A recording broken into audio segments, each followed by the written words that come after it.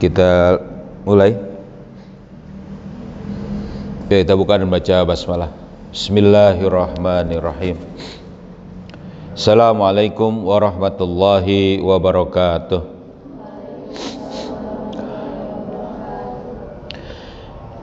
Alhamdulillah, nahmaduhu wa nasta'inuhu wa nastaghfiruh, wa na'udzu billahi min syururi anfusina wa min sayyiati a'malina.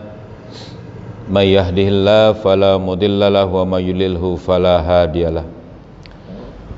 Asyhadu an la ilaha illallah wahdahu la syarika lah,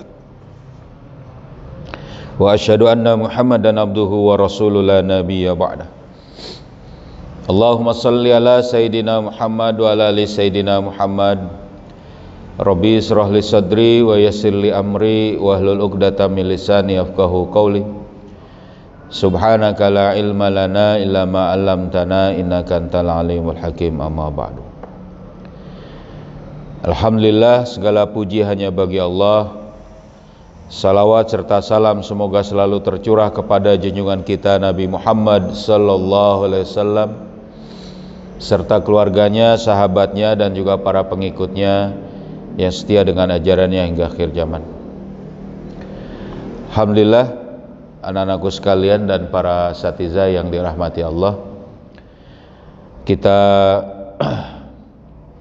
lanjutkan kajian kita tentang 60 hadis sultaniyah. Kita masuk kepada hadis ke-18. Ini hadis ini agak berat juga disampaikan di sini ya. Karena hadis ini adalah larangan kepemimpinan perempuan. Padahal ayah menyampaikan di pesertanya seluruhnya santriwati ini. Tapi ini hadis ini adalah hadis larangan kepemimpinan perempuan. Insyaallah. Ini hadis ke-18, bunyinya lan yufliha qaumun walau amrahum imra'atan. Sedikit nih. Kita bahas ini sedikit. Jadi hadis ini hadis riwayat Imam Bukhari nomor 4013. Bunyinya, tidak akan beruntung suatu kaum yang urusannya, maksudnya di sini yang urusan pemerintahannya ya, yang urusan pemerintahan mereka dipimpin oleh seorang perempuan. Waduh, ini bias gender. Ini pelecehan terhadap perempuan. Ini sudut pandang laki-laki. Ini tidak menghormati hak asasi, emansipasi dan sebagainya, kata mereka. Padahal hadis ini adalah hadis sahih ya, yang diriwayatkan Imam Bukhari dari perkataan Rasulullah sallallahu alaihi wasallam. Kenapa pada saat misalnya dikatakan ada hadis ini, orang-orang yang menganut paham feminisme mengatakan bahwa ini hadis yang gak adil kepada perempuan. Tapi pada saat Allah memberikan rukhsah, memberikan keringanan terhadap apa? Terhadap perempuan yang boleh tidak puasa, boleh tidak sholat pada saat haid dan nifas, mereka tidak pernah berkata apa-apa. Coba deh. Laki-laki ada nggak rukhsah untuk tidak sholat dan tidak puasa? Nggak ada. Ya, tapi perempuan ada. Kenapa mereka tidak mau? Karena sebenarnya tidak mau menerima atau tidak menuntut ini. Karena sebenarnya mereka itu menentang Allah. Mereka itu membangkang kepada Allah. Jadi dicari-cari dia tuh. Padahal hadis ini adalah hadis yang benar diucapkan oleh Rasulullah sebagai bagian dari bagaimana syariat Islam untuk mengatur seluruh urusan manusia agar benar. Ya enggak? Lalu kok gimana? Apakah perempuan nggak bisa mimpin? Bisa, tapi jangan masalah pemerintahan. Kenapa? Karena Rasul melarang. disuruh taat, gitu ya. Pekerjaan yang lain bagaimana? Banyak, ngurus anak ya, ngurus keluarga ya, dan nggak apa-apa juga, boleh juga. Berdagang, mengajar ya, perempuan masih boleh.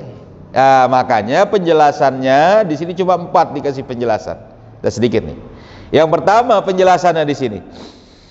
Diriwayatkan hadis ini diucapkan Rasulullah SAW ketika beliau mendengar kabar bahwa putri Kisra diangkat menjadi pemimpin bangsa Persia, yang menunjukkan dengan jelas bahwa kepemimpinan tersebut berhubungan langsung dengan urusan pemerintahan kekuasaan. Hadis ini memang kata-katanya itu adalah amrahum, ya. Tapi di sini adalah walau amrahum ulil amri, kepemimpinan, pemerintahan. Apalagi hadis ini diucapkan oleh Rasul pada saat Rasul mendengar para sahabat pada saat itu sedang berbicara, apa itu? Memberitahu dan juga keadaan dunia pada waktu itu, bahwa Kisra pada waktu itu rajanya meninggal, ya, kaisarnya, ya kan, mati, lalu digantikan oleh anaknya menjadi pemimpin. Di sini Rasul mengucapkan dengan bentuk umum, nggak beruntung satu kaum, semuanya termasuk orang Islam, maksudnya di situ.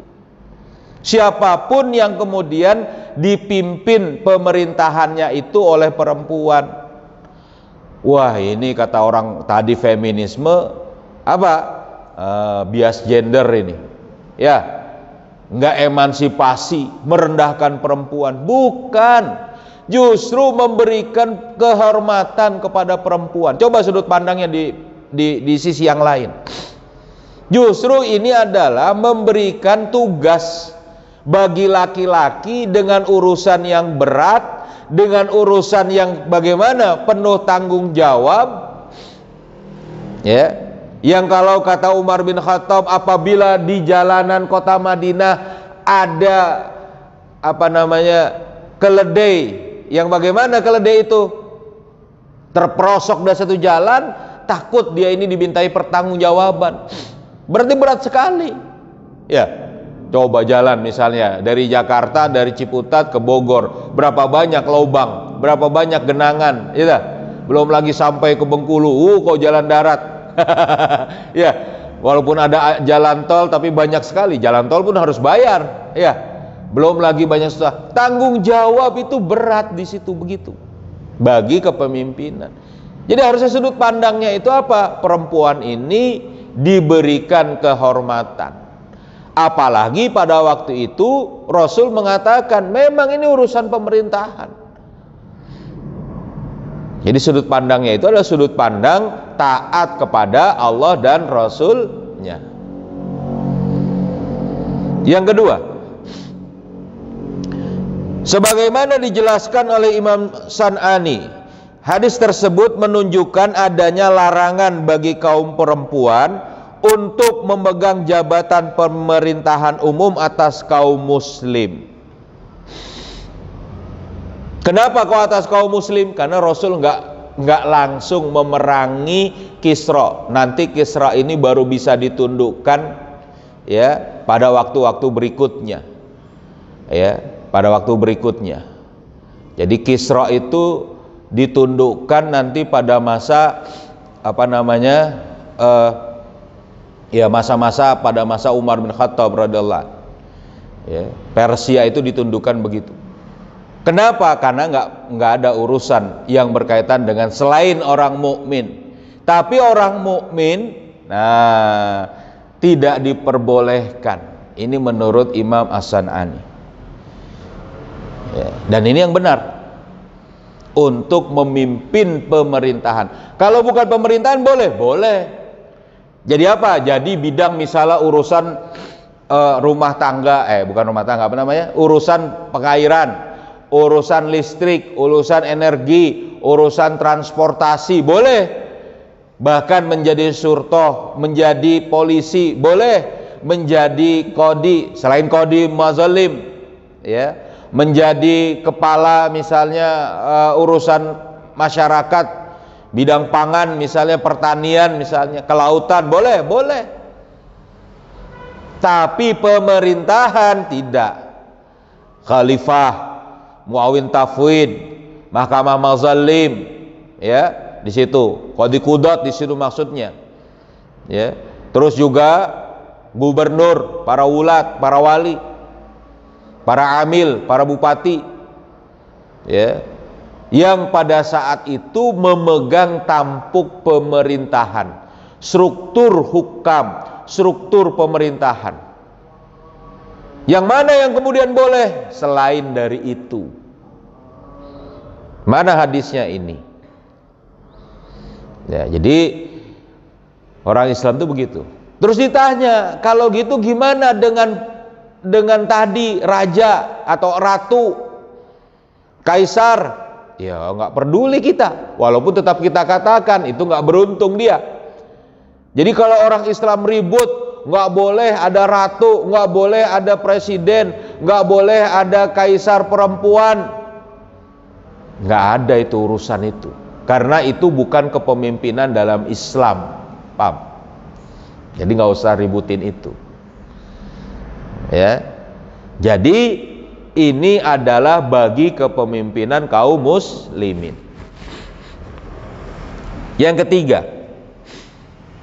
menurut mazhab Hanafiyah, jadi Imam Hanafi, mazhab Hanafi, perempuan dibolehkan memegang jabatan-jabatan tertentu seperti hakim atau qadi sejauh mereka tidak ikut terlibat dalam penerapan sanksi hudud. Nah, jadi boleh jadi qadi tapi urusan sanksi hudud tidak dia terapkan. Ini menurut mazhab Hanafi. Tambahan untuk tambahan larangan. Ya banyak pertimbangannya. Kalau ditanya apa alasannya, ya ayah juga nggak tahu. Ayah belum belajar. Ya, tapi menurut mazhab Hanafi. Tetapi selain masalah pemerintahan dan tadi qadi yang bagian penerapan sanksi hudud, semuanya sepakat boleh bagi perempuan memimpin. Mimpin pondok, oh boleh. Ya, kalian nanti punya pondok boleh. Ya. Punya sekolah boleh. Punya apa lagi? Perusahaan boleh. Ya. Punya pemimpin apa saja boleh selain pemerintahan. Cuman biasanya kalau yang dilarang itu ya jadi pengen kan gitu, yang dilarang, yang kemudian tidak boleh atau yang mesti jangan itu jadi pengen, jadi menggebu-gebu deh tuh. Perempuan menggebu-gebu jadi pemimpin, perempuan menggebu-gebu jadi tadi pemimpin pemerintahan tadi di situ. Ya. Seperti itu. Padahal tidak diperbolehkan. Nah, yang terakhir di sini, redaksi hadis secara umum juga dapat dijadikan dalil untuk melarang kaum perempuan duduk dalam jabatan-jabatan pemerintahan, baik itu khalifah, wali, gubernur atau jabatan-jabatan pemerintahan di bawahnya. Ini tadi sudah jelaskan. Jadi dari redaksi ini pun walau amrohum imro'atan. Tadi sekiranya perempuan itu memegang tampuk kekuasaan, maka la yuflihal qaum. Maka kaum itu tidak akan beruntung. Maksudnya tidak boleh. Paham? Jadi hadisnya cuma sedikit. Lan yufliha qaumun walau amrohum imro'atan. Dah, ada ini lagi? Ada lagi yang mau ditanyakan? Di atas? Paham? Nanti? Ya. Kalau gitu yang mana yang lain aja? Boleh, ya. Pimpin yang lain, silahkan selain masalah ini. Bagian dari kita taat kepada Allah dan Rasul. Ya. Jadi sebenarnya mereka itu bukan membela perempuan. Bagi kaum feminis yang menyerukan, oh ini nggak sesuai emansipasi, nggak sesuai dengan harkat martabat perempuan. Mereka bukan membela harkat martabat perempuan, bukan membela kedudukan perempuan, hakikatnya mereka tidak taat kepada Allah dan Rasulnya. Nauzubillah min zalik. Gitu anak sekalian, gitu para asatizah. Ya. Ada yang mau ditanyakan? Ada yang mau ditambahkan penjelasannya? Silakan. Ya. Nggak ada. Tidak beruntung maksudnya di sana itu apakah jadi miskin negaranya? Soalnya kan fakta kayak Tangsel. Iya. Kayak kemarin tuh kan lumayan banyak duitnya. Katanya Iya. itu masih beruntung itu. Nah, bagaimana? Apakah tidak beruntung ini pasti menjadi miskin? Apakah tidak beruntung ini misalnya menjadi sengsara? Yang jelas di sini adalah bentuk larangan. Yang pasti adalah dosa, melanggar perintah Rasul. Itu yang pertama yang pasti, ya kan? Karena la yuflih itu maksudnya itu adalah orang ini telah celaka, mendapati kemaksiatan. Itu yang pertama. Nah, terus gimana ada wilayah yang pada saat sekarang ini sebenarnya dipimpin oleh perempuan, misalnya Inggris, Ratu Elizabeth memimpin di situ misalnya. Toh pada saat itu sekarang ternyata dia menjadi negara besar, negara maju dan sebagainya. Bukan. Yang jelas mereka menambah kemurkaan Allah. Kalau urusan dunia, selama mereka menjalani kausalitas sababiyah, paham enggak? Selama mereka menjalani sebab akibat untuk meraih urusan dunia tadi, mereka akan dapat.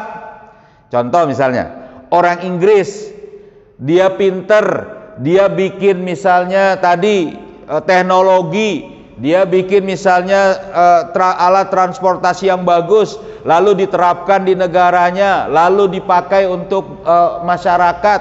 Pada saat itu gimana? Mereka mendapati kesenangan, kemajuan. Tapi pada saat itu bagaimana kalau mereka dipimpin pemerintahnya oleh perempuan? Mereka mendapati tambahan kemurkaan Allah. Ya, mereka tetap tidak beruntung, apalagi memang mereka kafir. Apalagi memang mereka sistemnya tidak sistem Islam. Yang sistem Islam, misalnya ada seorang gubernur, wali dalam sistem Islam, perempuan, berarti dia telah bermaksiat. Paham? Lalu apakah jadi sejahtera, tidak sejahtera? Tergantung kausalitasnya.